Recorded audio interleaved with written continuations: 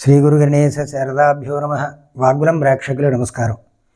13వ తేదీ సెప్టెంబరు 2025 కుజుడు రాత్రి 9:23 తులలో ప్రవేశిస్తాడు. ఈ తులలో ప్రవేశించడం వల్ల ఎవరికి ప్రయోజనం, ఎవరికి ఇబ్బంది అంటే వృషభ రాశి వారికి బ్రహ్మాండమైనటువంటి ఫలితం కలుగుతుంది.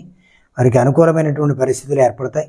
అలాగే అనుకూలమైనటువంటి వ్యవహారాల్లో విజయం పొందేటువంటి పరిస్థితి, అభివృద్ధి, సుఖశాంతి, అలాగే ధనవృద్ధి, కార్యకీర్తి, కార్యం వల్ల విజయం సంపాదించేమనేటువంటి ఆనందం వృషభ రాశి వాళ్ళకు ఉంటుంది. అలాగే సింహరాశి వాళ్ళకు కూడా అద్భుతమైనటువంటి ఫలితాలు లభించేటువంటి అవకాశం ఉంది. అయితే ఈ సింహరాశి వాళ్ళకి ఆరోగ్యం, కీర్తి, లాభం, మీరు గతం నుంచి కూడా నిలవండిపోయినటువంటి కార్యక్రమాలు ఏవి ఉన్నాయో అవన్నీ కూడా ఎదరగబెడతాయి. మీది పైచేయిగా ఉంటుంది. మీ ఆలోచనలన్నీ కూడా ఒక విధి విధానంగా నడిస్తే తద్వారా కీర్తి ప్రతిష్టలు వచ్చేటువంటి అవకాశం ఉంది. ధనుసు రాశి వారికి దీర్ఘకాలికంగా ఎదురు చూస్తున్నటువంటి పనులు ఏవైతే ఉన్నాయో అవన్నీ జరుగుతాయి. అలాగే భూ వివాదాలు తీరిపోతాయి.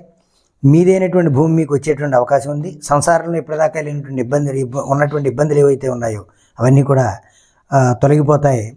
ఇష్ట వస్తువులు కొనుక్కునేటువంటి పరిస్థితి ఏర్పడుతుంది. అయితే ఇందులో ప్రధానంగా మీనరాశి వాళ్ళకి, కర్కాటక రాశి వారికి, తులరాశి వారికి కొంచెం ఇబ్బంది కలిగేటువంటి పరిస్థితి కూడా కనపడుతోంది.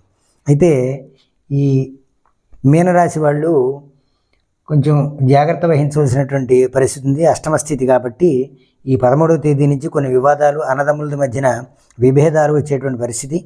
కొన్ని ఆశిస్తారు, అవి నిరాశాజనకంగా ఉంటాయి. అంటే ఆశ తీరదు, బలహీనత వస్తుంది, జ్వరబాధ కూడా వచ్చేటువంటి అవకాశం ఉంది. అలాగే ఈ కర్కాటక రాశి వాళ్ళు జాగ్రత్తగా ఉండవలసినటువంటి అవసరం ఉంది. అర్ధాష్టమ స్థితి కాబట్టి బంధుమూలకంగా కొన్ని విభేదాలు వచ్చేటువంటి అవకాశం ఉంది. మీరు అనకుండానే కొన్ని మిత్రద్రోహాలు వస్తాయి.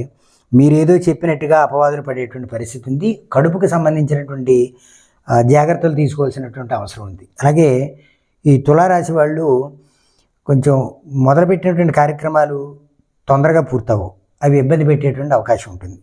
వాటి విషయాల్లో ఈ పరిహారం ఏమిటి అంటే సుబ్రహ్మణ్యేశ్వర స్వామికి 8:30 సమయంలో ప్రదక్షిణాలు చేయడం వల్ల, 6 ప్రదక్షిణాలు చేయడం వల్ల, ఎర్రని పూలు స్వామికి సమర్పించడం వల్ల మంచి ఫలితం లభిస్తుంది.